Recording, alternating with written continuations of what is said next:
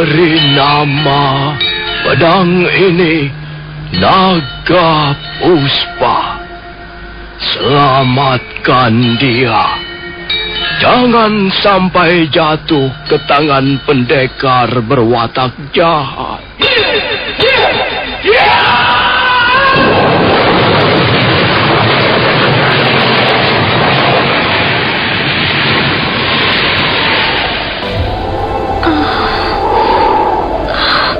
Kakang Kamandanu, kau masih juga tidak percaya bahwa aku mencintaimu. Mesin, maafkan aku, Mesin. Mesin. Mesin!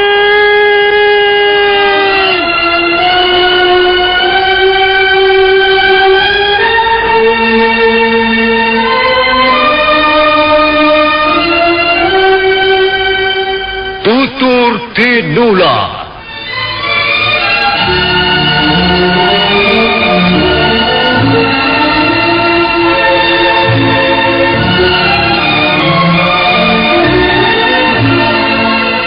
Sebuah sandiwara radio serial, produksi Sanggar Cerita dan teater Sanggar Prativi.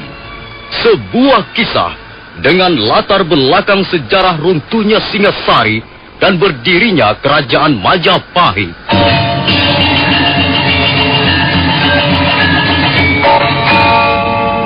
Sandiwara ini didukung oleh pemain-pemain radio yang sudah ternama. Ferry Fadli, Ivone Rose, dan Eli Ermawati.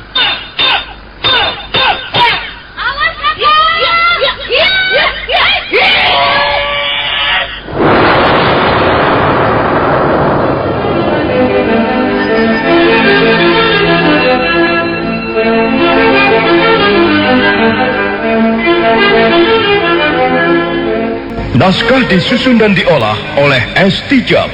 Hiasan musik dan sutradara C. Ispriyonoka.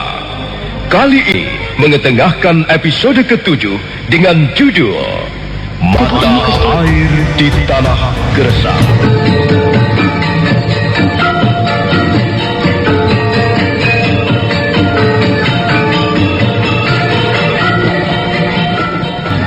Dalam seri ke-209 ini didukung oleh para pemain Ferry Fadli sebagai Arya Kamandanu, Ivone Rose sebagai Sakawuni, Anas Sambayon sebagai Nini Ragarunting, Marlon sebagai Kakitan Parawang, Kang Iwan sebagai Kisugata Brahma, Aak sebagai Rangkut, dan Asdi Suhastra pembawa cerita. Selamat menikmati.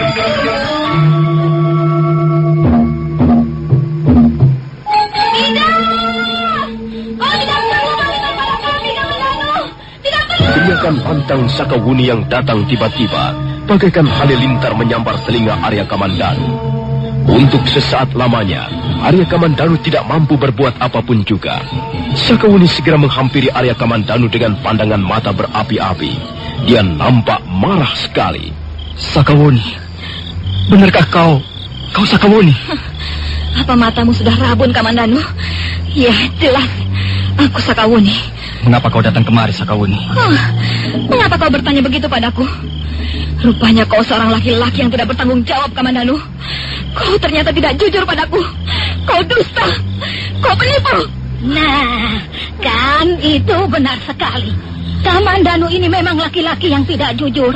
Dan semua laki-laki tidak jujur. Tunggu dulu. Aduh. Wah. Kok bisa begini kejadiannya ini gimana? Bagaimana ini ya? Kamandanu, kau benarkah kau sudah mempunyai seorang istri? Iya, benar Sakawuni. Aku sudah mempunyai seorang istri. Mengapa kau tidak pernah menceritakan hal itu padaku? Kau laki-laki busuk, Kamandanu.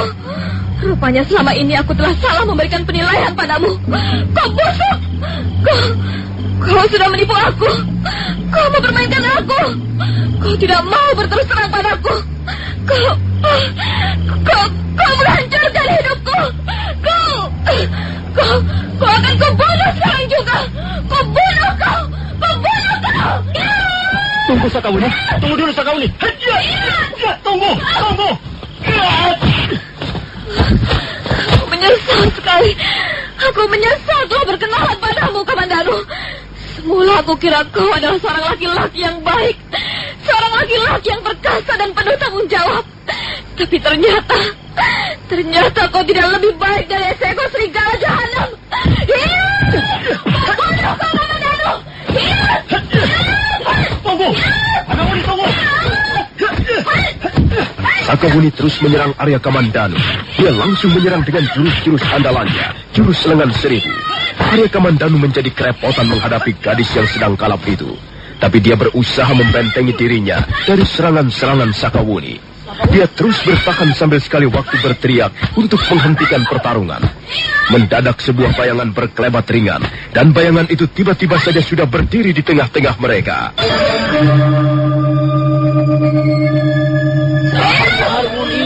Sabar. Apa yang sedang kalian lakukan? Mengapa kalian bertarung di tempat seperti ini? Apa yang sedang terjadi? Kakek Sugata Brahma. Ada apa lu? Mengapa kau tiba-tiba marah-marah pada Angger Kamandanu? Ada persoalan apa di antara kalian? Dia ternyata laki-laki busuk, Dia telah menipu aku. Dia tidak mau berterus terang. Dia tidak jujur. Aku menyesal, Aku menyesal sekali. Laki-laki busuk. Kalau kau mau segera pergi dari desa Tanibala, itu lebih baik. Cepat pergi. Aku tidak membutuhkan kehadiranmu lagi. Ayo pergi. Minggat dari sini. Tunggu dulu, Wuni. Sabar dulu. Jangan marah-marah begitu. Kalau ada persoalan, marilah kita bicarakan secara baik. Tidak bisa, Tidak bisa. Tidak ada lagi yang perlu dibicarakan. Aku sudah tahu semuanya. Dan malam ini juga, aku sudah memutuskannya. Dia harus segera pergi dari desa Panibala. Dia harus kita usir, Aku tidak sedih lagi bertemu dengannya. Usir dia, Suruh pergi dia, Aku benci laki-laki itu. Aku benci. Wuni. Suruh dia pergi, Wuni. Tunggu dulu, Wuni. Tunggu.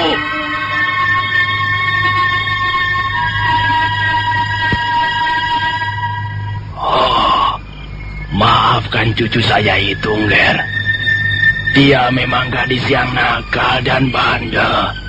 Ya, dia kadangkala tidak tahu tata krama. Tidak apa, Kek. Memang saya yang bersalah. Seharusnya sejak semula saya berterus terang padanya. Oh, maaf. Siapakah mereka ini, Angger? Sepertinya mereka bukan penduduk desa Tanibala. Mereka adalah Nini Raga Runting dan Kaki Tampar Roang, Kek. Ki Sugata Brahma, pendekar lengan seribu. Kau harus bisa menghajar cucumu. Kau harus tahu bahwa Arya Kamandanu ini sudah mempunyai seorang istri. Dan sekarang ini istrinya sedang hamil tua. Dia harus segera pulang untuk menemui istrinya itu. Oh, begitu rupanya. Baiklah. Sekarang sudah mulai jelas, Ngger.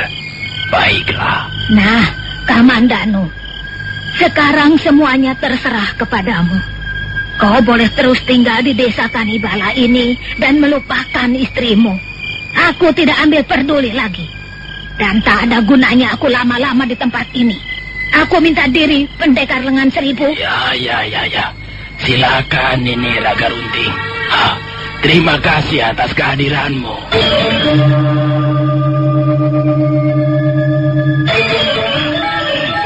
Kamandanu, sekarang ini semuanya tergantung padamu.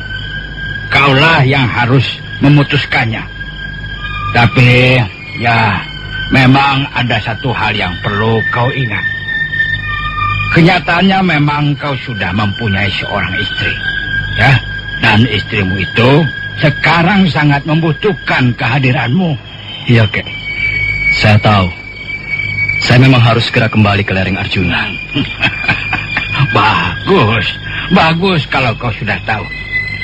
Nah, Ki Sugata Brahma, Aku pun tidak bisa lama-lama berada di tempat ini.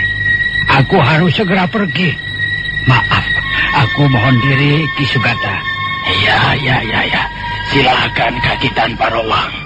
Dan terima kasih atas kehadiranmu.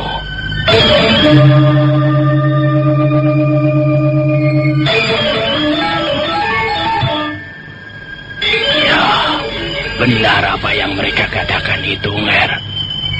Kalau memang Angger mempunyai seorang istri, Angger tidak boleh mentelantarkannya. Kasihan istri Angger. Iya, Kek. Saya memang sudah merencanakan akan kembali ke lereng Arjuna. Tapi sebenarnya, saya ingin menjelaskan duduk persoalannya pada Sakawuni dan kakek Sugata Brahma. Ya. Di samping itu, saya ingin berpamitan secara baik-baik. Tapi, ya, rupanya Sakawuni telah salah paham. Soal Sakawuni, serahkan saja pada saya, Angger. Biar saya yang akan memberikan pengertian secukupnya. Tapi ngomong-ngomong, Ger, apakah luka-luka Angger Kamandanu sudah benar-benar sembuh? Saya sudah tidak merasakan sakit lagi, Kek. Saya kira lereng Arjuna cukup jauh dari sini, Ger. Apakah kira-kira Angger Kamandanu tidak akan mendapat kesulitan di jalan? Saya kira tidak, Kek. Saya kira bekas luka-luka saya sudah tidak akan mengganggu lagi. Kalau begitu, sebaiknya Angger Kamandanu segera berangkat. Baik, Kek. Saya mohon diri. Saya sangat mengucapkan banyak-banyak terima kasih atas kebaikan dan pertolongan kakek Sugata Brahma selama saya menderita luka-luka. Saya tidak tahu bagaimana caranya saya harus membalas budi baik kakek. Jangan begitu, Nger. Saya ini orang tua. Dan bukankah orang hidup sudah seharusnya saling tolong-menolong? Sekali lagi terima kasih, Kek. Tolong sampaikan salam saya untuk Sakawuni. Iya. Saya juga berhutang budi terlalu banyak pada cucu kakek. Suatu saat nanti, kalau para dewa mengizinkan, saya ingin sekali membalas budi baiknya. Jangan pikirkan soal itu, Nger. Serahkan saja semuanya pada kehendak Sang Hyang Widi. Saya mohon diri sekarang, Kek. Saya harus segera kembali ke lereng Arjuna untuk menemui istri saya. Iya, Nger.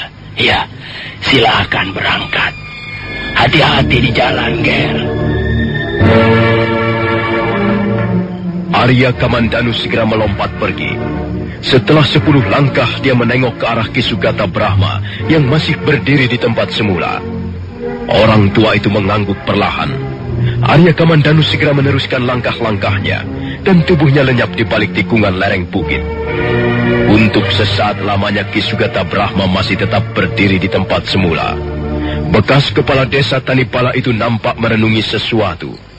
Dia mendesah perlahan, kemudian melangkah pelan-pelan meninggalkan tempat itu.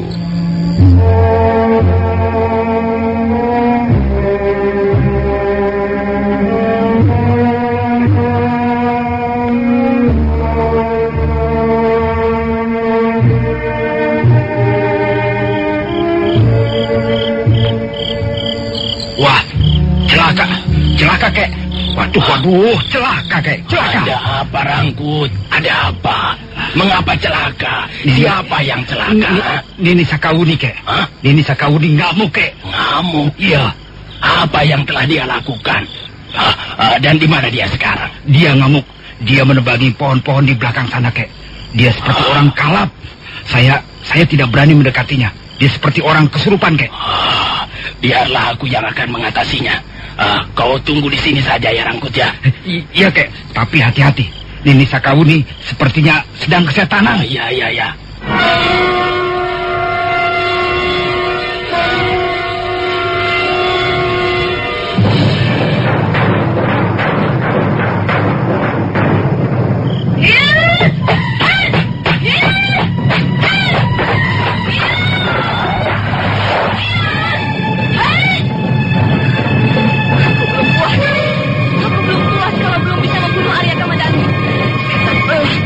Dia telah berani menipu aku. Dia telah memberikan penghargaan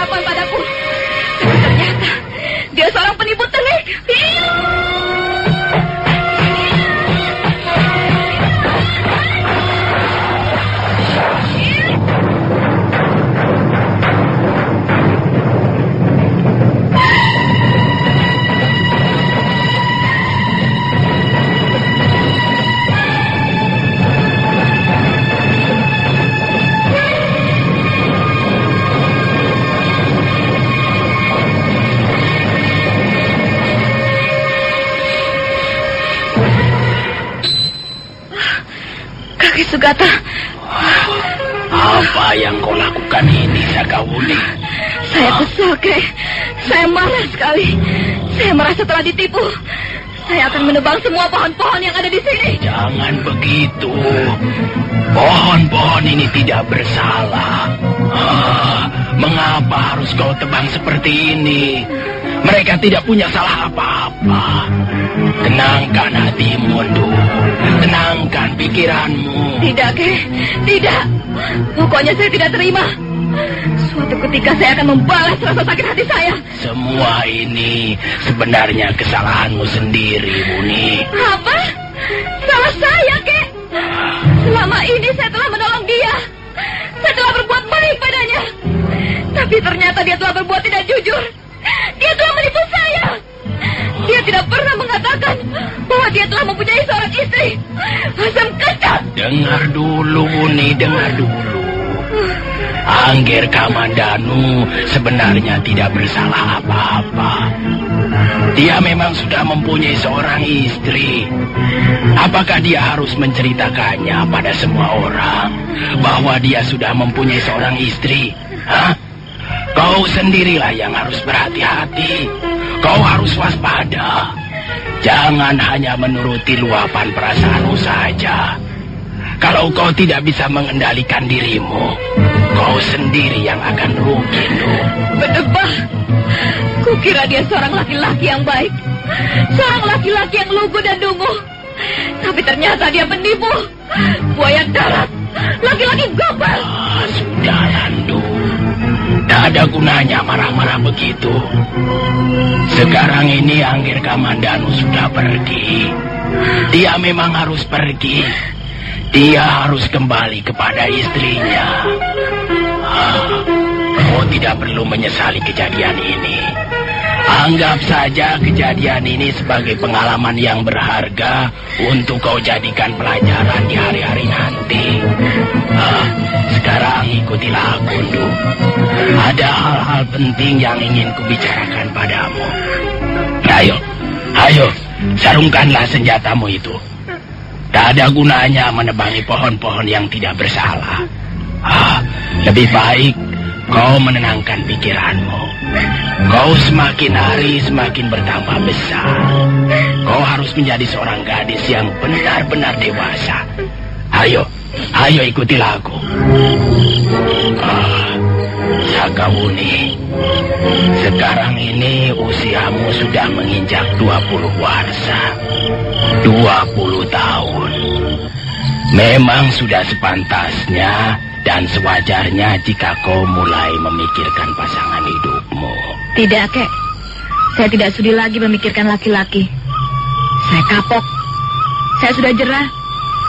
Saya tidak ingin mengalami seperti apa yang telah dialami ibu. Dulu ibu menjadi sedih dan menderita. Dan akhirnya terpaksa meninggalkan desa Tanibala. Juga karena tingkah laku seorang laki-laki. Memang tidak ada laki-laki yang berhati baik di dunia ini. Semuanya berhati busuk. Semuanya tidak pantas kuhormati. Jangan begitu, Ndu. Pendapat seperti itu tidak benar. Seorang gadis pada akhirnya nanti harus menemukan pasangannya. Kau pun nanti akan begitu. Ini sudah merupakan hukum alam. Karena manusia hidup di tengah-tengah alam, maka dia harus memperhatikan hukum-hukum alam itu. Wuni, kau boleh mencintai siapa saja. Seorang gadis boleh mencintai laki-laki yang menjadi pilihan hatinya.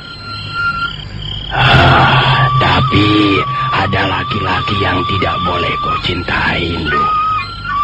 Ada 4 macam laki-laki yang tidak boleh memperoleh luapan perasaan cinta dari seorang gadis yang masih murni. Pertama, jika laki-laki itu sudah mempunyai istri, kau akan berdosa besar jika sampai mencintai dan ingin merebut laki-laki yang sudah menjadi suami wanita lain. Ya. Kedua, jika laki-laki itu masih berada di bawah umur. Ketiga, jika laki-laki itu masuk dalam golongan Brahmacari atau mereka yang sudah memutuskan bahwa seumur hidupnya tidak akan pernah menikah dengan wanita. Nah, laki-laki semacam ini juga tidak boleh kau cintai. Dan keempat adalah laki-laki yang masih merupakan saudara kandungmu sendiri. Nah, Sakawuni, keempat macam laki-laki tersebut tidak boleh kau cintai. Dan kau juga tidak boleh mengharapkan cintanya. Selebihnya kau bebas memilih. Ya, dan mudah-mudahan saja kelak kau akan mendapatkan seorang laki-laki yang cocok dengan dirimu. Dan aku yakin kau pasti akan mendapatkannya, Wuni. Percayalah. Tidak, Kek. Saya sudah memutuskan tidak akan berhubungan lagi dengan laki-laki. Bahkan saya belum puas kalau belum membalas sakit hati saya ini. Suatu ketika saya akan bertemu dengan Arya Kamandanu lagi untuk membalaskan sakit hati saya. Sudah, Landu, sudah. Jangan menaruh dendam begitu. Itu tidak baik. Itu hanya akan merusak dirimu sendiri. Tapi hati saya sangat sakit, Kek. Hati saya pedih sekali rasanya. Saya... Kenapa? Saya merasa tertipu. Saya sedih sekali, Kek. Hati saya bagaikan teriris-iris sembilu. Saya sedih sekali. Menangis, Landu. Menangis itu jauh lebih baik. Jika mendapat kesedihan, lebih baik seorang wanita menangis daripada marah-marah tidak keluar.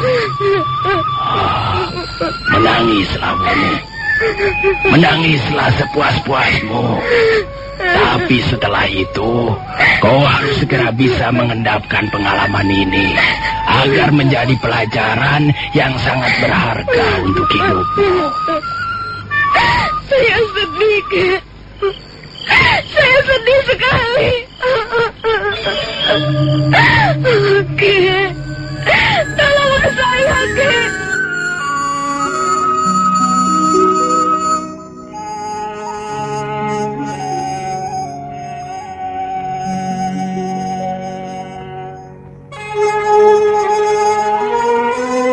Sakawuni menangis sejadi-jadinya di pangkuan kakeknya. Ki Sugata Brahma mengelus rambut cucunya itu dengan penuh kasih sayang. Dia tahu sekarang ini cucunya sedang mengalami goncangan batin yang cukup berat. Dan dia berusaha memberikan penghiburan pada gadis remaja itu.